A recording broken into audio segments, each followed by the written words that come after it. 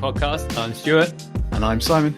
And we're both property people running our own businesses. And this podcast is just us chatting as we do every Wednesday about anything and everything property, but thinking about it in relation to our property businesses. And just before this recording started, Simon and I were just talking about the property market, obviously, as we often do. And the figures for June were out. And unsurprisingly, as we expected, is the market's starting to see a bit of a slowdown. Halifax reporting a minus 0.5% decrease month on month, versus Nationwide's plus 1.7, but there or thereabouts. You know, they're dropping versus May. Although what I always find really interesting is that year on year, June is still plus 8.8%. So it's slowing down, but it's still pretty big, isn't it, Simon? It is. It's quite crazy, really. And first of all, I'm going to make a confession. I haven't read these reports, so I'm very sorry. I've only read some of the headlines. But that means that I'm going to ask you lots of questions about them. So first of all, the actual data, what time period is this data covering? Because I know there's often a lag for these reports, and the different reports lag by different periods and things. So it's always a bit confusing. So what time periods are these reports covering? So the month on month was for the month of June versus the prior month of May, obviously. Okay, yeah. So we're obviously in July now. So this is looking at data from the whole of June, and this is from one of the. That's from Halifax. Right. Okay. Yeah. So they're looking at their mortgage applications effectively. So they've got quite up-to-date data. They don't need to wait for the land registry and that kind of stuff. So yeah, it really is June's data. Okay, excellent. And then the year-on-year figure is exactly that. So it's to June versus prior year. So we're looking at June 2020 versus June 2021. Now, I think we're going to start having difficulty comparing year-on-year figures because obviously 2020's year was very strange. And the number of transactions that were happening at this sort of time in 2020 was tiny. And that obviously means that a lot of the data coming out of it is just not representative. So my next question about these reports is, do they talk about that? Do they mention the fact that the data from 2020 is a bit odd? Do they look back at 2019 at all or anything like that as an extra comparison? Well, like you, I haven't gone into depth on these. So... No, you're not supposed to admit that. At least one of us has to have read them. So this episode is crumbling already. But working in data analytics and analysis myself is what I have seen is, absolutely, we need to start looking at 3 year ago data. But if we look at 12 months to that period, that still gives us a good indication that, you know, we are comparing to a crazy period of time.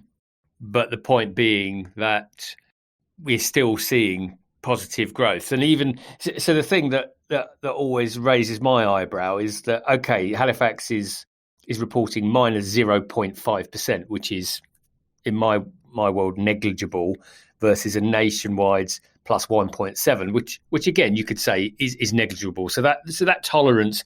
But what they're both kind of saying is that we are stabilising, and that's a kind of a no surprise to any of us that really look at property to see that up to June, the end of June, that the market has slowed for the reasons that we're all aware of. But that is probably a note to myself, because in other areas where I'd look at data analytics, we are starting to look at 2019 data for a comparative period. And I think that will be more interesting now.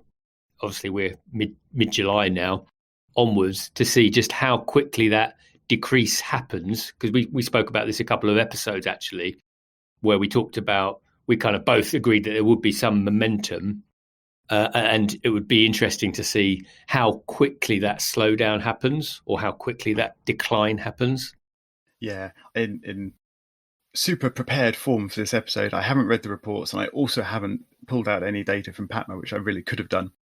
But the little bits that I've observed whilst looking through PATMA's data and the changes in it and things surprised me a little bit. So I think a few weeks ago, I talked about seeing an increase in the number of fall-throughs in transactions. So the number of properties that are returning to the market after a few months off the market. And there has definitely been an uptick in the number of transactions that have fallen through and come back to the market. But it's nowhere near as big as I was expecting. I need to look at the proper full numbers, but just from the bits and pieces I have looked at, it's a noticeable uptick, but really nothing crazy.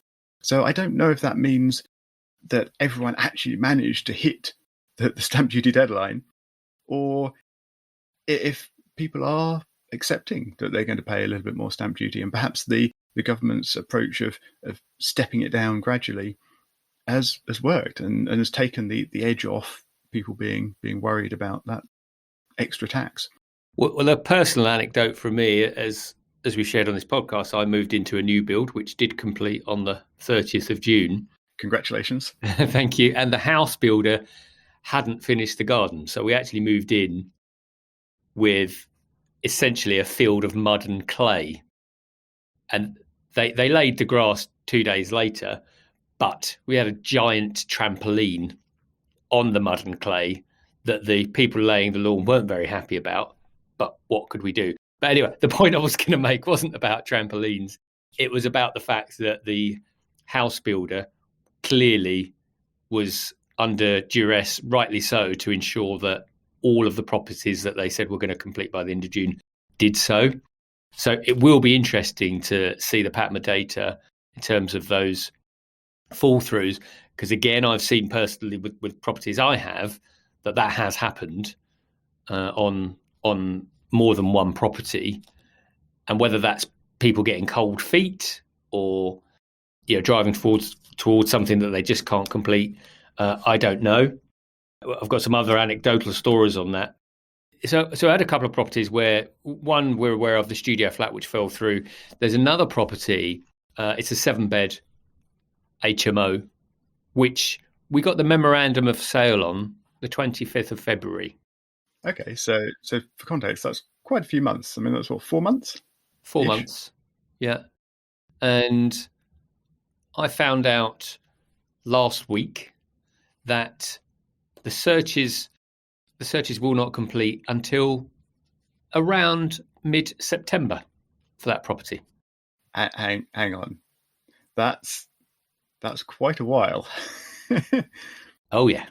So September is the 9th month, and you sold that property in the 2nd month of the year. Mm. So searches on that property, but perhaps they weren't started immediately, but searches are something that starts pretty quickly. So between sale and searches complete, we've got 7 months. So maybe it took a month for the solicitors to get themselves sorted out and put those search requests in, but that's 6 months to get the searches back. And these are local authority searches, presumably. That's where the delay is. The delay has been with the solicitor. I mean, I found it absolutely shocking, to be honest. Obviously, I'm not the purchaser. What I have uncovered, there's a couple of strands to this. Number one is that the estate agent was putting forward their own new expedited search process, of which I know no details, only to know that it's potentially a 6 to 9 week process versus the longer time periods it takes for standard searches. However, the solicitor, which has been selected based on the lending bank's preference, I've certainly been down that road, and I know of this solicitor, but I'm not going to name names just yet because we're still in the process. So I don't want to rattle too many cages, even though I really want to. They ignored that because they said, we don't want to do your newfangled expedited process. We'll do our own. But I was told that the searches were going to complete on the 23rd of June, followed up on the 23rd of June. And I even sent an email to the estate agent saying, isn't the purchaser worried about missing the stamp duty holiday at all? No response. So there's a couple of issues going on here. Lack of response from estate agent, shock horror. But when I did follow this up a couple of weeks later, they then broke the news to me. And I've obviously started spitting feathers saying, well, if I was the buyer, I'd be really bloody concerned that these searches haven't happened in a few months. Long story short, the searches only got requested a few weeks ago. So back end of June and date of September. And my conversation with the the estate agent, was pretty much, well, where do I go with this then? Because now I have to wait at least 2.5 months for the searches. If I put the property back on the market, you've got to relist it. You've got to do viewings. It's an HMO. There's people living there. So you kind of put me in a rock and a hard place. You put me between a rock and a hard place now, because I can say, yeah, we're going to remarket. I'm not waiting anymore, but it's probably going to take me more than 3 months to do that. Or I sit and wait for these searches, and then something else could come out of which we're unaware of, or the buyer then just suddenly say, oh, do you know what? We've waited 8 months. Screw this. We'll go and do something else. So I said, what do you expect me to do? So, I mean, I've done all of that, but it's unbelievable. That's just super frustrating, isn't it? I mean, when the solicitors must know that searches are taking a bit longer than they normally do, to then sit on it for all that time before even submitting the searches. So my initial calculation of a 6-month search was actually completely wrong. It's actually much more reasonable than that. It's only a 3-ish month search return period. But the solicitor sat on it.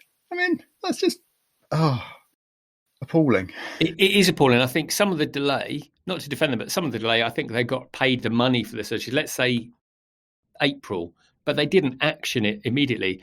As far as I'm concerned, this is malpractice. And I sort of, obviously there's only so much I can do as the vendor, but I said to the estate agent, if I were the buyer, I would be complaining to a big degree to the bank to say, you've asked me to use this solicitor. And we all know that they're under a lot of duress towards the end of June, but to kick off a search, I don't know how long that takes. I think, this is, for me, malpractice in the extreme.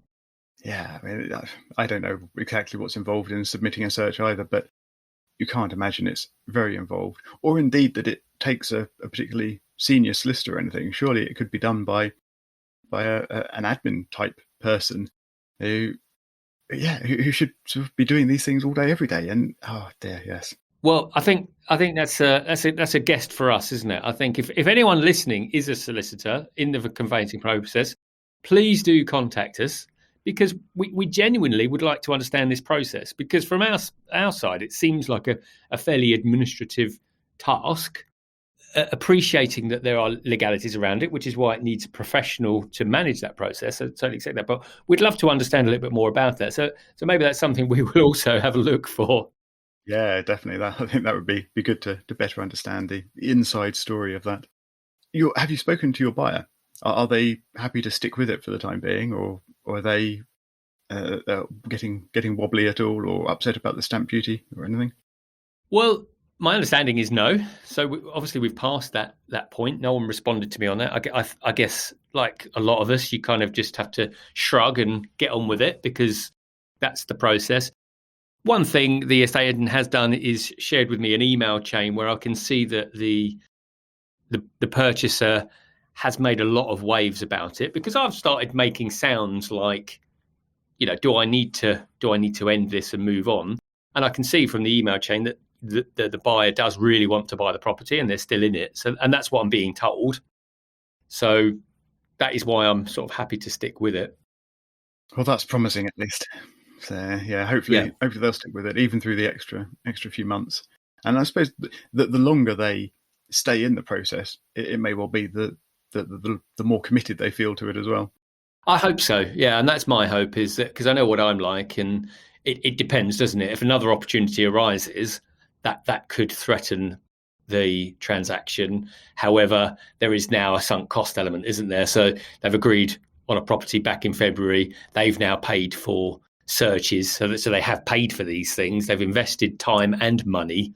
So I hope that starts to build up. I mean, we've all had to pull out, having spent money before. But yeah, hopefully this one still goes through. But just an anecdote there of the challenges in conveyancing. Anecdote come rant, yes. yeah. Let's be honest. It was a rant. Well, I hope you feel better. I do. Good. Therapy by podcast. And sorry for everyone having to listen to that. Especially the solicitors. Right, we should probably move on to something less rantish. Yes. Well, the other topic that we were talking about before was Kickstarter, and I wasn't aware that you too were looking for a Kickstarter because it's something I've progressed. So where are you on that process? Well, I have been approved for a Kickstart grant, which means I can now try to hire somebody. And so something that PATMA is lacking in is good documentation. So, I mean, PATMA does so much. There are so many features and so many facilities within PATMA. And the documentation is woefully inadequate at covering all of these things, or indeed many of them at all. So I'm hoping to recruit someone who can come in and write lots of documentation, put together some screencasts, and really improve the quality as well as the quantity of information, so that people who are using PATMA can have that extra sort of support and discoverability of how to do things rather than just having to click randomly through the application. I wonder if perhaps we should take a step backwards though and talk about what this Kickstart stuff is. So, Stuart, would you like to give an intro to what the Kickstart scheme is? Yeah, it's quite a simple one. It's a scheme for employers, so anyone that would employ someone that has a role. The government will provide funding for them to employ a 16 to 24-year-old based on minimum wage and 25 hours a week. So essentially, the Kickstarter scheme will help you and will provide that person or persons for 25 hours, and therefore there's no cost to you or your business. And they will also provide a grant of up to about £1,500. It will provide a grant of £1,500 to provide costs for obviously everything that you need to employ someone, potentially like a laptop, stationery, anything else that they need. So it's something that I had applied for as well. That kind of is it in a nutshell. The question I was going to ask you was, did you do this directly? So you can do this directly with the Gov website, which I did, and you can also do it via an agency, which I did also. So which route did you go? When the scheme was first launched, you could only apply directly if you had 30 or more roles that you were wanting people for.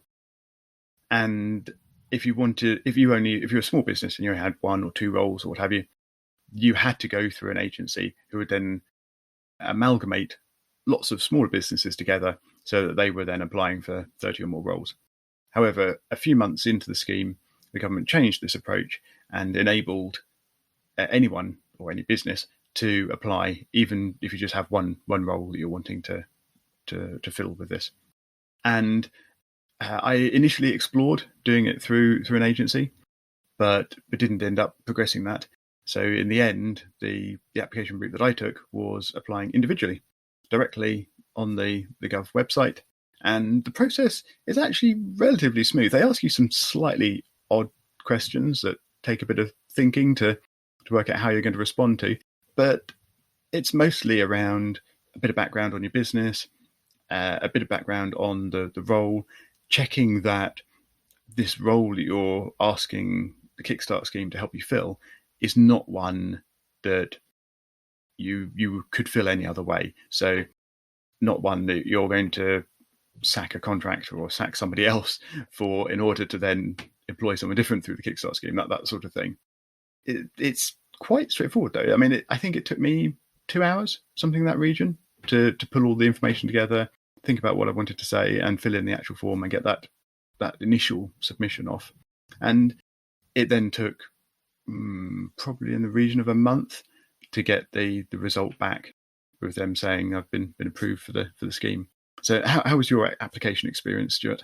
Yeah, and sorry, just before I do answer that, it is the other important point to note is that the government covers that for 6 months, so it's not a it's not a ad infinitum grant. Yeah, actually, perhaps we should just, while we're talking about the financial side of it, perhaps we should just say, as you said, it's a 6-month placement, it's national minimum wage, and it's 25 hours a week. That's what the grant will cover, plus the 1,500 upfront. However, as an employer, you can choose to pay more than national minimum wage, and you can choose to employ the person for more than 25 hours a week. Exactly. If you wish. But then it just means, obviously, you as the employer is paying that extra amount rather than the government grant covering it. So this is actually, personally, I believe this is a genuinely good opportunity for both parties.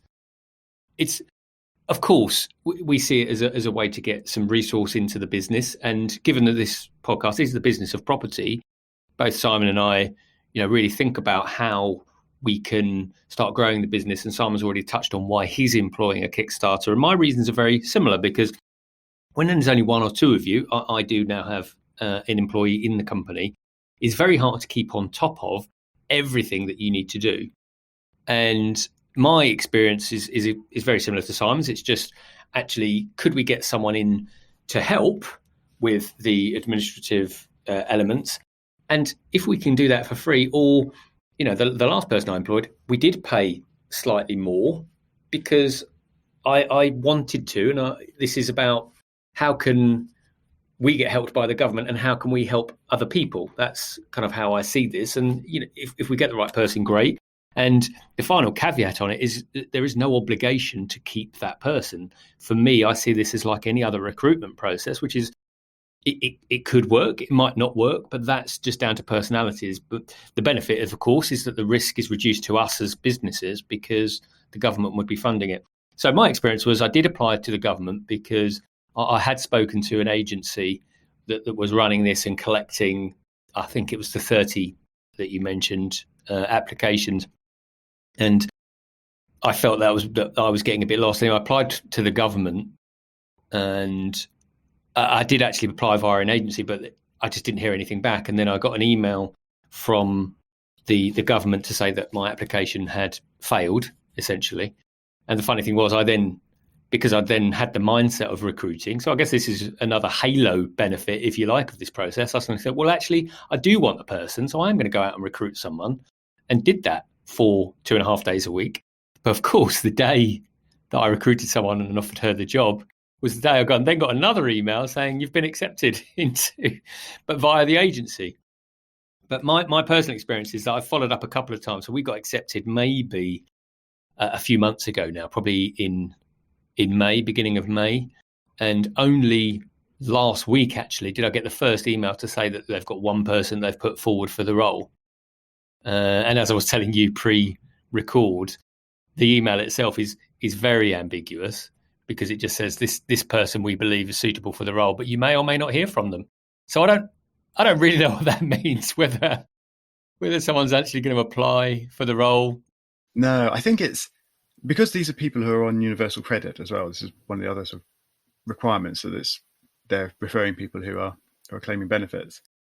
I think this is the two stages to the actual application process. So actually, I'll take a step backwards. So once you've been approved for the grant, you then have to submit your actual job description and the requirements you have for someone you want to employ and things. And so you submit that goes to the DWP, and then they list that on their systems. And from that, they can refer benefit claimants to your job. And I think that's probably the email that you've got. Well, that is the point. It's a referral. So obviously I'm being slightly flippant, but it is a referral that they've referred a candidate or a potential candidate to you, but that candidate, in inverted commas, is under no obligation to apply for your role. Yeah, exactly. Yeah. And I think from what I've read and spoken to other people about, you should probably expect 50 to 60% of people who are referred to actually submit an application. So it's not a great hit rate, but it's not terrible. I'm interested. It sounds like quite a long time since you put in your job description to now have a candidate. Were you very restrictive in what you asked for, or and also were you looking for home working or someone office based, or what sort of requirements did you put on your job? Yeah, it's a really good question. The requirements, and this is what you've really hit on something which is quite pertinent, because what I am considering at this very moment is maybe revising that job description, because it's leaning towards operations. So I think the title is operations assistant. And I think it could be construed as something a lot more technical than it is. So I might need to revise it as administrative assistant, because of the role that it is and the people that you're potentially going to get in. For me, it was around actually what can they support with. Very similar to you. We've got software that we use for the business in terms of keeping all of the properties up to date, making sure that we've got the licenses, the compliance. So really, it's probably a lot of form filling and Excel spreadsheet completing, all that kind of stuff. And that's the role. But I think maybe because I've put operations in the title, I think sometimes you use a word like that and it sounds more technical than it is. Might be scaring people off, you mean? Yeah. And I mean that with the best of intentions, that people might, see that and think that they need a lot more experience. And of course, again, we're looking at 16 to 24-year-olds, so that is not the expectation. But also maybe the people referring it are looking at it thinking, oh no, this person wouldn't be a fit. So that's probably a learning to share with other people is actually how do we simplify it? And of course, the documentation that the government asks you for is very formulaic. So that probably took me down a certain path that I didn't necessarily want to go to originally. But yeah, that was my learning. So you've done your job description? Yeah, my job description is submitted, and I'm just waiting for the masses of candidates to start rolling in, or maybe not. Yeah, so I actually submitted my my job description about 7 days ago. So yeah, it will. I don't really know how long the delay is between submitting that job description and it actually sort of going live on their systems and being ready for people to be referred and hopefully apply. So yeah, I have no idea what to expect. I think this is perhaps one of the benefits of going through an agency is someone who's done this lots, and you can sort of ask them questions and say, what should I expect here? But yeah, wait and see now, and hopefully I'll get some good candidates applying and be able to start doing the interviews soon. But alternatively, maybe it'll be another couple of months, but we'll see.